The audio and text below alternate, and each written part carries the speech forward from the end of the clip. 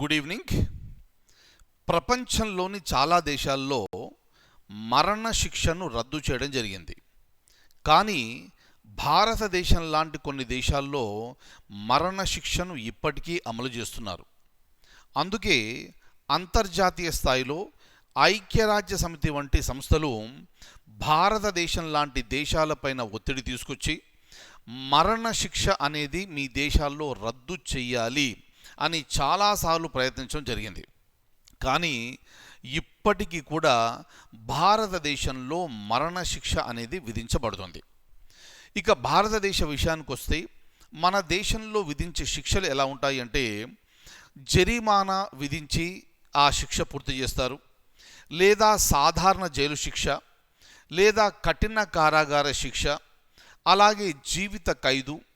వీటన్నిటికంటే పైన విధించేది మరణ శిక్ష, డెత్ సెంటెన్స్, క్యాపిటల్ సెంటెన్స్ అని అంటాం. అయితే ఆయా కేసులను బట్టి ఆయా విషయాల్ని పరిగణలోకి తీసుకొని కోర్టులు మరణ శిక్ష విధిస్తాయి. కానీ చాలా సందర్భాల్లో సుప్రీంకోర్టు చెప్పిన విషయం ఏమిటి అంటే, మరణ శిక్ష అనేది only rarest of the rare కేసెస్లో మాత్రమే విధించాలి తప్ప ప్రతి విషయంలో కూడా ఈ మరణ శిక్ష అనేది విధించకూడదు అని సుప్రీంకోర్టు చెప్పడం జరిగింది. ఉదాహరణకు చూడండి, ఈ మర్డర్ అనేది ఎలా చేసినా కూడా అది ఇన్హ్యూమన్, అది ఎట్టి పరిస్థితుల్లో కూడా ఒప్పుకునే ప్రసక్తి లేదు. అయితే ఇక్కడ ఈ కేసులో సుప్రీంకోర్టు చెప్పింది ఏమిటి అంటే, అసలు ఆ కేసు దేనికి సంబంధించిందంటే, ఒక 8 సంవత్సరాల బాలికను వరుసకు అంకుల్ అయ్యే వ్యక్తి రేప్ చేసి దారుణంగా చంపివేయడం జరిగింది. ఇక అక్కడ ఆ బాలిక శరీరం మీద ఉన్న గాయాలు చూసినా, అక్కడి పరిస్థితులను చూస్తే అగ్రవేటింగ్ సర్కమ్స్టాన్సెస్ అంటారు. వాటన్నిటిని దృష్టిలో పెట్టుకుంటే ఈ వ్యక్తికి ఖచ్చితంగా మరణశిక్షనే విధించాలి అని కోర్టు నిర్ణయించి ఆ వ్యక్తికి మరణశిక్ష విధిస్తే, ఆ వ్యక్తి అప్పీలు చేసుకుంటూ వెళ్ళి సుప్రీంకోర్టు వరకు వెళ్తే సుప్రీంకోర్టు ఏం చెప్పింది అంటే, లోయర్ కోర్టు అగ్రవేటింగ్ సర్కమ్స్టాన్సెస్ అన్నీ కూడా కన్సిడర్ చేసి ఆ వ్యక్తికి మరణశిక్ష విధించింది. అంతవరకు బాగానే ఉంది. కానీ ఇంకొక side mitigating factors, mitigating circumstances కూడా మీరు పరిగణలోకి తీసుకోవాలి. అంటే ఏమిటి అంటే, మీరు ఆ వ్యక్తికి మరణశిక్ష ఎందుకు విధించాలి అని బోలెడన్ని విషయాలు చూపించినప్పుడు, ఇంకో సైడ్ ఆ వ్యక్తికి మరణశిక్ష కాకుండా అంతకంటే తక్కువ శిక్ష విధించే అవకాశాలు ఏమైనా ఉన్నాయా అని పరిశీలించలేదు. ఆ విషయాల్ని పరిశీలించి మరణశిక్ష కాకుండా తక్కువ శిక్ష విధిస్తే ఆ మిటిగేటింగ్ సర్కమ్స్టాన్సెస్ అన్నిటిని కూడా కన్సిడర్ చేసి జీవిత ఖైదు విధించే అవకాశం ఉంటుంది. అంటే ఒక వ్యక్తి యొక్క ప్రాణాన్ని అలా ఇమీడియట్గా తీయాల్సిన అవసరం లేదు అని సుప్రీంకోర్టు అభిప్రాయపడింది. చూడండి, చాలా సందర్భాల్లో మనం చూస్తాము, ఇటువంటి సున్నితమైన అంశాలకు సంబంధించి క్రింది కోర్టుల మీద విపరీతమైన ఒత్తిడి ఉంటుంది.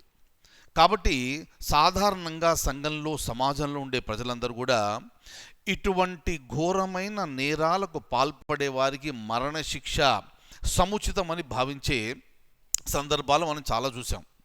అలాగే క్రింది కోర్టులు కూడా అటువంటి ఒత్తిడికి గురయ్యి ఆ సదరు వ్యక్తులకు మరణశిక్ష విధించడం అనేది జరుగుతుంది. అయితే మన దేశంలో ఉన్న ఈ అప్పీల్ అనే సిస్టమ్ ద్వారా నెమ్మదిగా సుప్రీంకోర్టు వరకు కూడా వెళ్ళవచ్చు. సుప్రీంకోర్టు ఈ కేసులో చూసింది ఏమిటి అంటే, తన తీర్పులో చెప్పినట్టుగా అగ్రవేటింగ్ సర్కమ్స్టాన్సెస్ అన్నీ చూసినప్పుడు ఆ వ్యక్తికి ఖచ్చితంగా మరణశిక్ష విధించవలసిందే.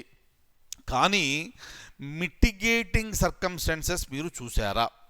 చూస్తే అక్కడ ఏం తేలింది అంటే, నేరం చేసిన వ్యక్తి ఎవరైతే ఉన్నారో, మరణశిక్ష ఏ వ్యక్తికైతే విధించబడిందో ఆ వ్యక్తి ఇంతకు ముందు అతనికి నేర చరిత్ర లేదు, ఒకటి. 2, అతని సోషియో ఎకానమిక్ బ్యాక్గ్రౌండ్ కనుక తీసుకుంటే అతను చాలా పేదవాడు, రైట్. ఇక 3వది, జైల్లో ఉన్నన్ని రోజులు కూడా అతను సత్ప్రవర్తనతో ఉన్నాడు. ఇక 4వ విషయము, అతను ఈ నేరానికి పాల్పడే సమయానికి అతని వయసు 25 సంవత్సరాలు. అంటే అతనిలో మార్పు తీసుకువచ్చే అవకాశాలు ఇంకా ఉన్నాయి. ఇవన్నీ కూడా మిటిగేటింగ్ సర్కమ్స్టాన్సెస్ ఉన్నాయి కాబట్టి ఆ వ్యక్తికి విధించిన మరణశిక్షను సుప్రీంకోర్టు జీవిత ఖైదుగా మార్చడం జరిగింది. అంటే 30 సంవత్సరాల పాటు ఆ వ్యక్తికి శిక్షలో కుదింపు లేకుండా అతను జైలు జీవితం గడపవలసి ఉంటుంది. ఇది సుప్రీంకోర్టు ఇచ్చిన తీర్పు. కాబట్టి చూడండి, ఇక్కడ అన్ని కోర్టులే కదా, మరి ఒక కోర్టు మరణశిక్ష విధించినప్పుడు ఇంకొక కోర్టు ఎందుకు తగ్గిస్తుంది అంటే, పై కోర్టులో ఉండే ఆ న్యాయమూర్తులు ఎవరైతే ఉంటారో వారి వారి అనుభవాన్ని దృష్టిలో పెట్టుకొని వారు ఏ వ్యక్తికి ఏ నేరం చేస్తే ఎటువంటి శిక్ష విధిస్తే బాగుంటుంది అనడము, అలాగే ఒక వ్యక్తి యొక్క ప్రాణం తీసిన తర్వాత మళ్ళీ ఆ ప్రాణాన్ని తీసుకురాలేం కాబట్టి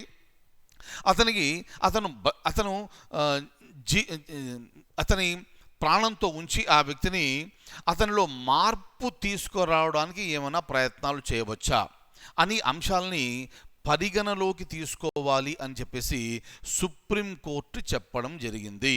వీటిని మిటిగేటింగ్ సర్కమ్స్టాన్సెస్ అంటారు. దానికి అపోజిట్ ఏమో అగ్రవేటింగ్ సర్కమ్స్టాన్సెస్. అంటే ఏ కారణాల చేత ఆ వ్యక్తికి మరణశిక్ష విధించవచ్చు. మిటిగేటింగ్ సర్కమ్స్టాన్సెస్ అంటే ఏ కారణాలు చూసి ఈ మరణశిక్ష కాకుండా వేరే శిక్ష విధించవచ్చును అని చూస్తే మిటిగేటింగ్ ఫ్యాక్టర్స్. అందుకే సుప్రీంకోర్టు ఏం చెప్పింది అంటే, ఇటువంటి ప్రతి కేసును కూడా క్షుణ్ణంగా పరిశీలించి తీర్పు ఇచ్చే ముందు జీవిత ఖైదు ఇస్తే ఇతనికి సరిపోదు, జీవిత ఖైదు కూడా తక్కువే, మరణశిక్ష కంటే తక్కువ శిక్ష విధించడానికి వీల్లేదు అన్నప్పుడు మాత్రమే ఆ వ్యక్తికి మరణశిక్ష విధించాలి తప్ప అప్పటి వరకు డైరెక్ట్గా ఈ మరణశిక్ష అనేది పరిగణలోనికి తీసుకోకూడదు అని సుప్రీంకోర్టు చెప్పడం జరిగింది. దీన్ని rarest of the rare cases అంటారు. Very very very important one. ఇటువంటి పాయింట్స్ అన్నీ కూడా మనకు గ్రూప్ 1 లాంటి పరీక్షల్లో మెయిన్స్ పరీక్ష రాసేటప్పుడు అక్కడ ఈ పాయింట్స్ అన్నీ కూడా మనకు ఉపయోగపడతాయి. కాబట్టి ఇటువంటి కేసులన్నీ కూడా మీరు జాగ్రత్తగా చూస్తూ వాటిని దాంట్లోంచి పాయింట్స్ నోట్ చేసుకొని అవసరాన్ని బట్టి పరీక్షలో మనం దాన్ని రాయాలి. Thank you so much. I will see you in the next session.